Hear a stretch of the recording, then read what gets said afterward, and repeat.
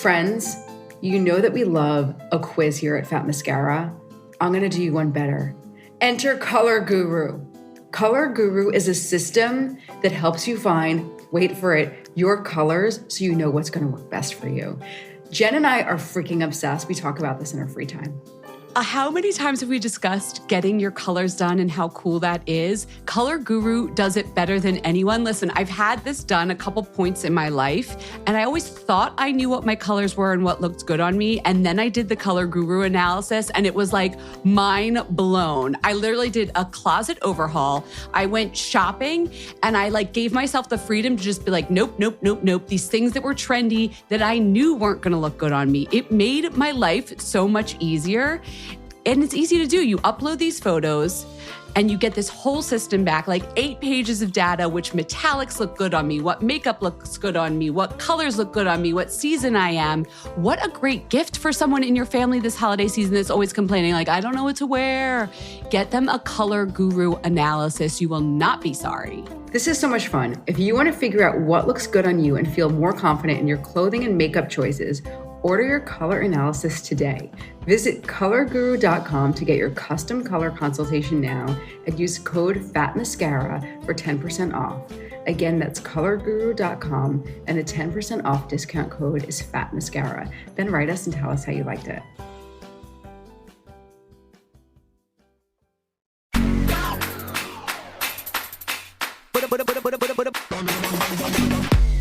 Welcome to Fat Mascara. I'm Jess.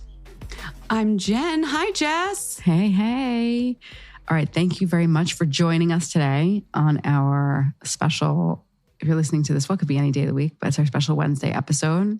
First of all, I want to welcome a lot of our new listeners. Thank you for joining us. For those of you who have not been listening for the last 6 years, I just wanted to take a minute to reintroduce ourselves because maybe not all of you really know who we are, who really deeply know us. So I just want to refresh. Yes. And re-intro I love ourselves. when podcast hosts do this because if you dip into a new podcast and you're excited to be there and then you're just expected to know the whole history of the people on the podcast. So yeah. Who am I to assume? Who am I to assume? Yeah, exactly. Okay. So everybody knows who Jessica Matlin is. Surely, right?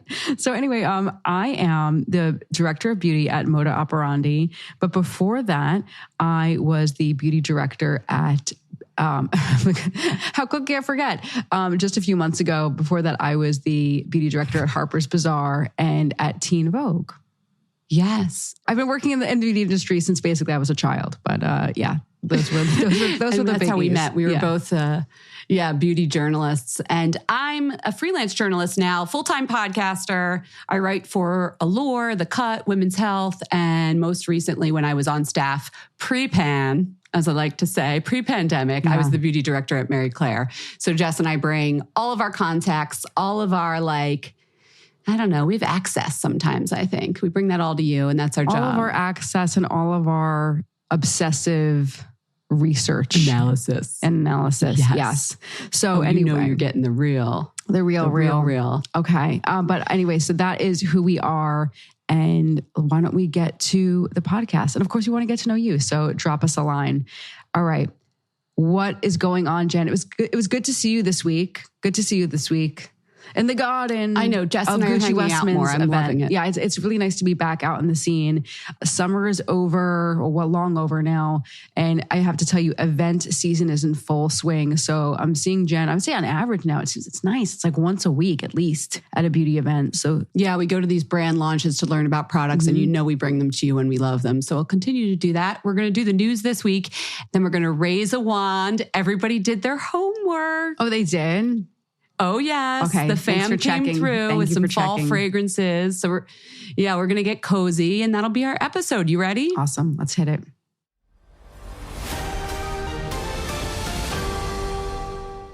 Okay. Headline time. So some major news at Estee Lauder Cosmetics. They have acquired the beauty license for Balmain. I just love saying Balmain. So easy on the mouth. Balmain, the fashion house, has developed, they're developing, producing, and distributing luxury beauty products with Estee Lauder companies. Estee Lauder is going to be producing this line in the fall of 2024. Olivier Rousteing, who I hope I'm pronouncing his name right. Sorry, Olivier, if I'm not. In Women's Wear Daily, he said, we're going to try to express what is the DNA of Balmain and beauty, but with the modernity that speaks to my generation and future generations. So in the piece, we don't have super clarity on what the line is going to look like, but he gave some hints. Well, it's going to speak to his generation. I mean, he's like a young, cool guy, lots of cool fans. He's friends. I know, with. I just thought that was kind of possessive. like it's sorry, oldies, like you're out. I don't know what I got from it, but it was my generation. I was like, hey, isn't that, could that be my generation too? I don't know how... it was rhetorical, Matlin. Okay. It was rhetorical. Continue. Okay, moving on. Thank you. Thanks for not putting me on the spot. Well, I like that they did, he could have been very lofty. But he did get very clear, or that he and Estee Lauder got very clear on some brand attributes or some aspects that they're going to hit. Diversity.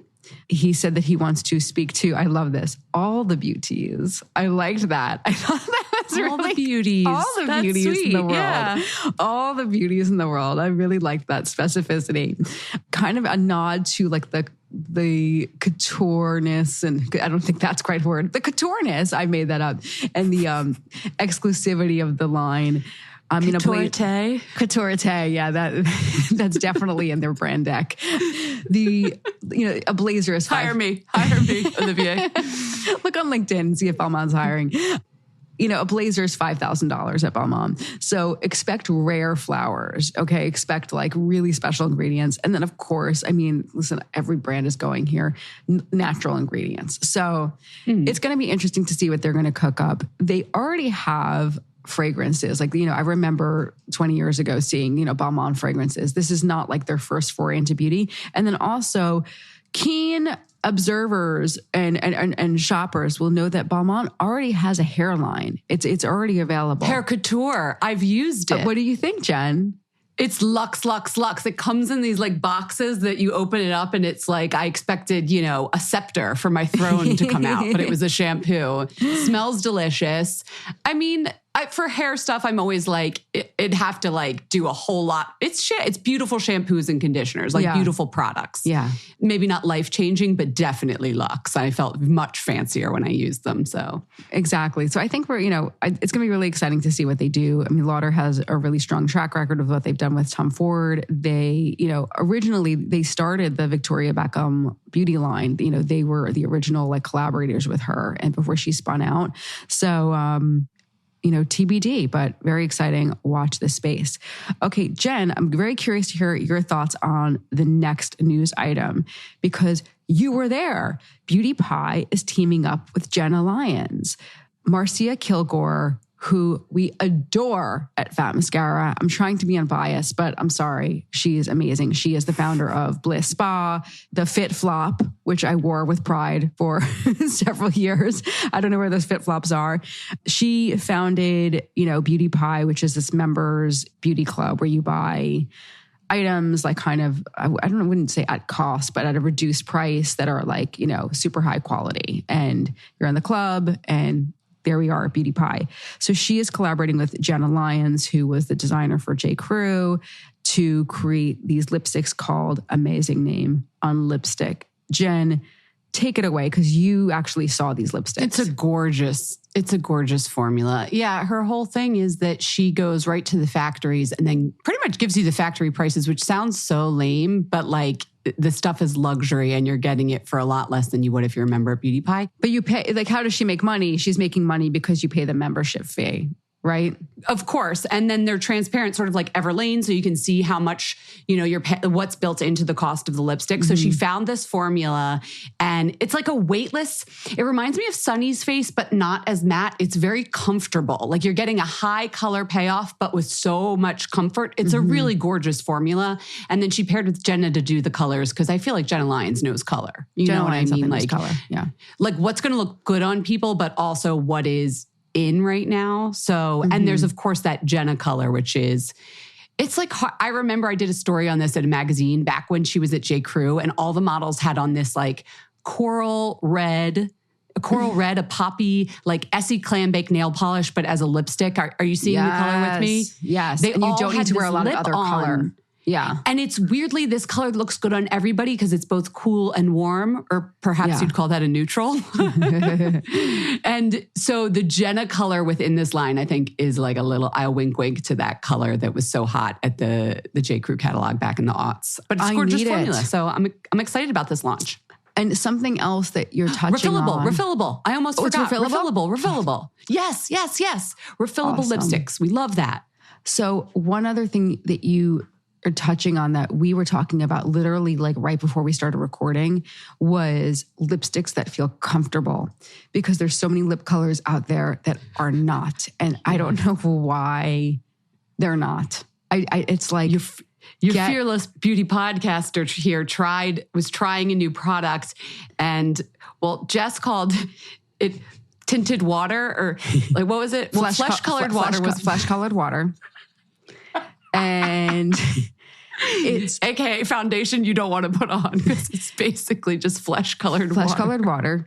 But like, there's a lot of like lipstick colored water that, you put, and maybe that's not. Yes, where it's like, what else are you doing for me? Like, cool, you've just now tinted my lips almost like I got like lip blushing, like a micropigmentation. Yeah. Now there's color on my lips, but you've given me no volume, no comfort, no moisture, no like pizzazz. I don't feel... That's my lips, just slightly darker. And I'm not about that life. So these lipsticks are not that. They give you... It feels nice to put them on. I want to feel better. Like, for God's sakes, is that too much to ask? So, especially if I'm paying like $30 for it. So... Exactly. Yeah. Sorry, I just heard the like... rustle of papers across my desk. But anyway, that's, I'm doing the news. So yes. So that's what's going on. And I just think Marcia Kilgore gets it right so often. All right. This next news item, I was like, last night I was like dotting my I's and crossing my T's and thinking, I cannot wait to talk to Jen about this. All right. And you guys, of course. So remember how a few weeks ago, we talked about how, now if you're scooting around the podcast feed, maybe you missed this, but if you are a consistent listener, come along with me for the journey.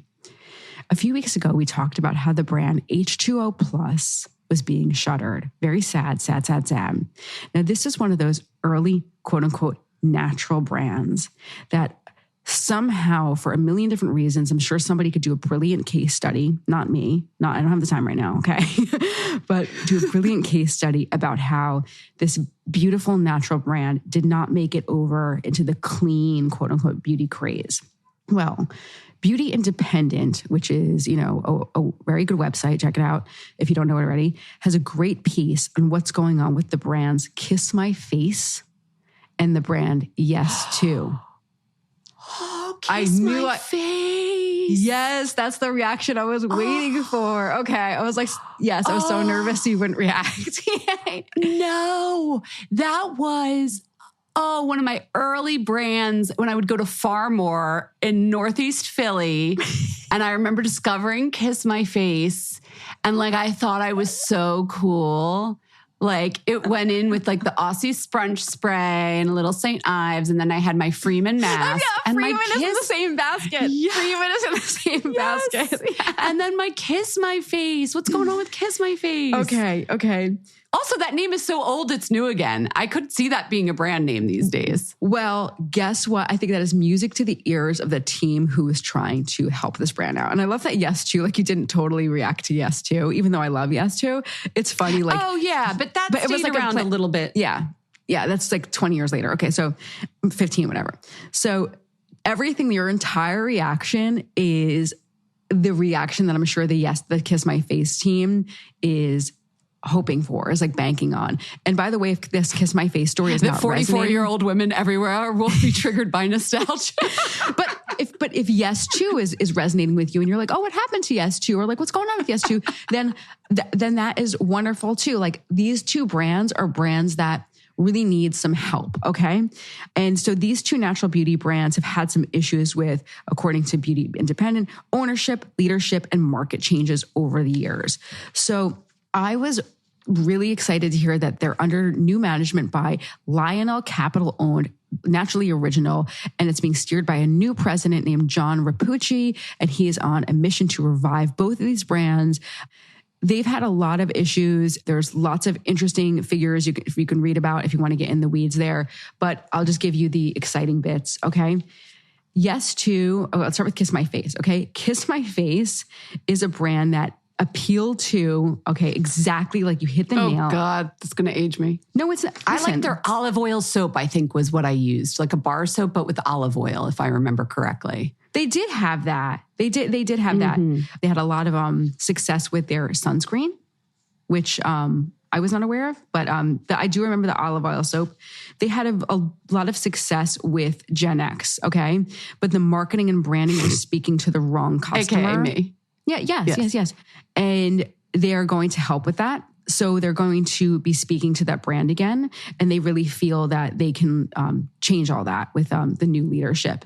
And with Yes To, they had Jen, I remember saying this. I don't know if I said it on the air or if I said it to you. They had so many freaking SKUs. They had grapefruit, they had carrots, they had blueberry. It started out with just Yes to carrots, but it was like cucumbers and then there blueberries was coconut. and water. It was. I like the coconut and carrots were the best. Those were for me. Those were my favorites. But of course, everyone has their own thing. It's just so funny. Like this is like our break. Like you're the millennial and I'm Gen X, and like Yes To is to the millennial what I think Kiss My Face is to the Gen X. I'm Gen X identifying.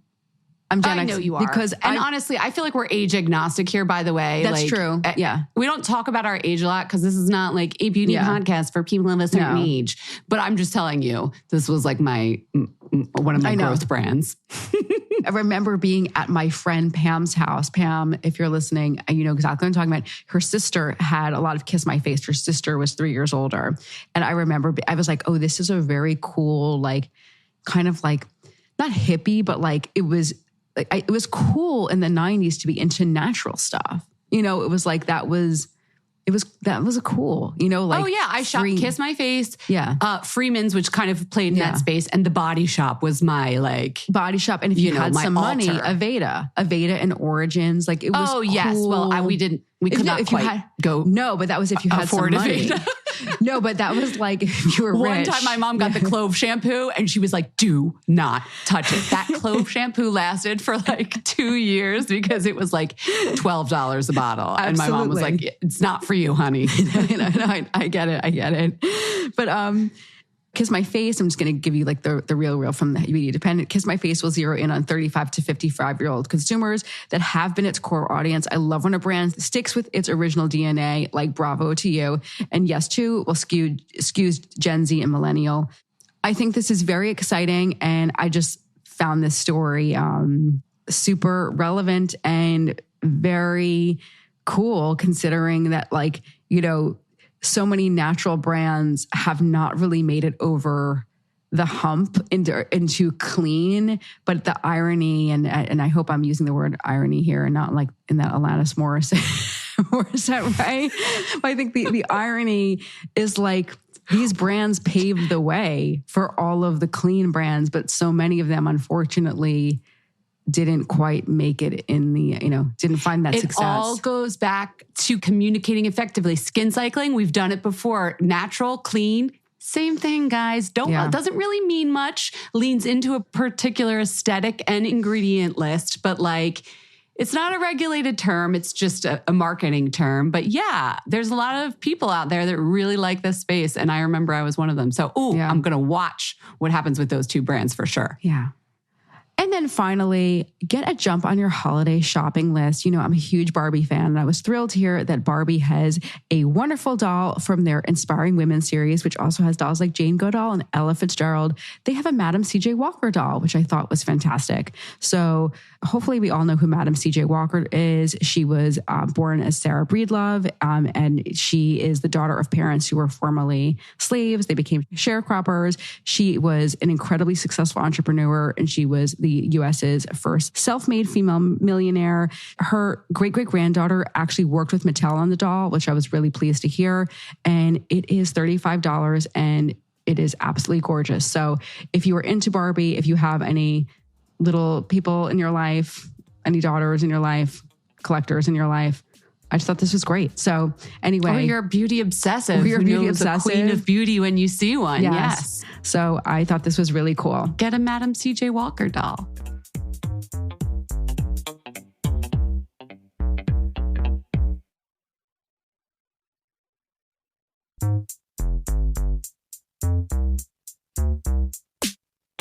Okay, everyone, it's time to raise a wand. This one's from Megan from Chicago. Hi, Jess and Jen. Megan from Chicago here, longtime listener and such a fan of the podcast. I am here because I understood the assignment about fall scents, and I wanted to share one of my favorites, which is actually vegan and clean. It's described as sort of a warm, sheer scent. It's the brand by Rosie Jane, and it's the Rosie perfume.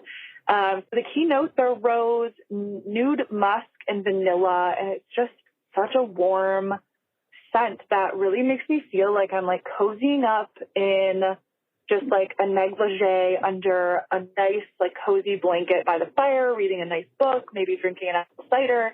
It's not necessarily like a fall scent, but it's certainly a cozy musk sort of skin-like scent that I absolutely love and recommend. So happy fall, my favorite season. And yeah, so excited to continue to listen to the rest of the podcast episodes. Bye. Megan, thank you so much. Teacher's pet. She understood the assignment. I want to stay on this though for a little bit because I think it will inspire people to share their fall fragrances. So send us your favorites to info@fatmascara.com. You can send us a voice memo or do like Megan did and give me a call, give Jess a call. We will not pick up the phone. You just leave a little voice message. And through the magic of the interwebs, I turn that into a podcast. The phone number is in the show notes. It's 646-481-8182. Oh, and as a reminder, any products we mention and brands we mention, things like that are also linked in the show notes for you. Nice and easy. So let's raise our own ones. Yes. I feel like I need to go first because mine is kind of in line with Megan's, if that's okay. That's okay. That's okay. I'm obsessed with this perfume. The Perfumer's Story by Ozzy. She's Ozzy Glasser. She's a British perfumer. Oh, yeah. Sequoia Woods. Oh, that sounds right up your alley. I think it's Ozzy's signature scent also. I've been spraying so much of this. It is a wood-based fragrance, obviously, sequoia wood. There's like a little patchouli in there, but not like dirty hippie, very warm and comforting. But it has this rummy quality. I don't know. What, dirty hippie patchouli? You know what I'm talking about. It has this rummy quality. I think that's the word I want, but there's this like, I don't know. It gives me a light synesthesia. You know, sometimes scents give me a feeling. I get this like bubble shaper feeling on my skin. I can't even explain it. Shaper? It's like I'm like in a maroon bubble. It's a maroon bubble when I spray this because there's this rich gourmandness to the woods. So it's not like a dirty wood, but it has that hippie sensual quality. But there's also like a velvetyness to it and a warmth to it. So it's gorgeous for fall and the Perfumer's Story. I'm just going to spray some right now. I'm so into it. You just took me on a journey from the dirty hippie with the no sign through him. So I'm like, okay, he's out. Then I was surrounded in a maroon now come bubble. Into the maroon bubble. Then I was shrouded in velvet. Then I was alone with you on a hill, smelling. It was like I went on a journey. Well, isn't that what fragrance does, Jessica? It did. It was beautiful. It was beautiful. Okay, take us on a journey. Come with me on a journey. You know how there are weighted blankets? Of course. Can I interest you in a weighted stuffed animal? Abso-frickin-lutely you can. Okay. So there is this line, and I'm going to say full disclosure, everyone. I am friends with the founder, okay? And so is Jen. We know her. We know her well. She told us about this idea a while ago. It's called Hugimal. And first of all, she had me with the name Hugimal. She's the best writer. Yes. It's so good. Hugimal. And the idea is you have this, and it's not just for kids, okay? You have this weighted stuffed animal that like comforts you, kind of like, you know, my cat doesn't, I have to, you guys all know, well, I just said at the top of the show, some of you might not know me so well if you just started listening to the show, but I used to have a cat named Janetta who I, miss every day. And Netta used to climb on my chest at night and sleep on my chest. And it was so comforting. Or just sit on my lap when I was watching TV. She still has a cat, Farina. And I love Farina. And we no disrespect. Don't diss Farina like that. I know. Jess. I feel badly. Farina Farina sometimes in the middle of the night, when I'm sleeping, she'll do this. She'll sit on my head and she'll put her little claws even on my head. And it's very sweet and I love it. But I miss that feeling of an animal on my chest. It's very comforting. Or on my back when I'm lying on my tummy. I can get that with my Hugimal. It's like that weight. So I'm not about a weighted blanket as much as I am this Hugimal. So usually if you have a kid or a sister or a little person in your life, a younger person in your life, a Hugimal is a great idea for them. But just even you as an adult, if you're listening. Well, she made it because she used to like to have her husband's arm draped on her and he didn't want to sleep like that. And so she needed a replacement for him. So it's it has legs and arms so you can place it where you want it. And it's like a human thunder blanket, jacket. But in buddy form. Yes. And I sleep with this damn Hugimal. So it comes in different animals. It has an elephant. I forget the other ones. I got the sloth. The sloth actually... The sloth is so cute. The sloth is great. I think the sloth is the top seller, but I think the sloth is amazing. And I really, it's super comforting. And you could put it on your tummy, you put it in the back. I love it. I love it. So I really want you to check it out. I really want you to consider it, not just because she's my friend, but it actually does help me with my hit it, Jen, beauty sleep. I love it. See what you did there? It does. It hits. See what you did there? I did. It's really helped me. And actually, Lake now looks for it. She thinks it's a koala. So she goes, give me the koala. I mean, it's gray. It's gray. It's got longer arms. Yeah. I get it. Yeah. I get it. Love it. That would help with your beauty sleep if you're someone who needs a little comfort, have a little anxiety, whatever, or just want that comforting arm. Hugimals. Yeah. Okay, get one of those. Then spray yourself in a maroon bubble of sequoia wood. Yes. And get your beauty sleep. And we'll see you on Friday.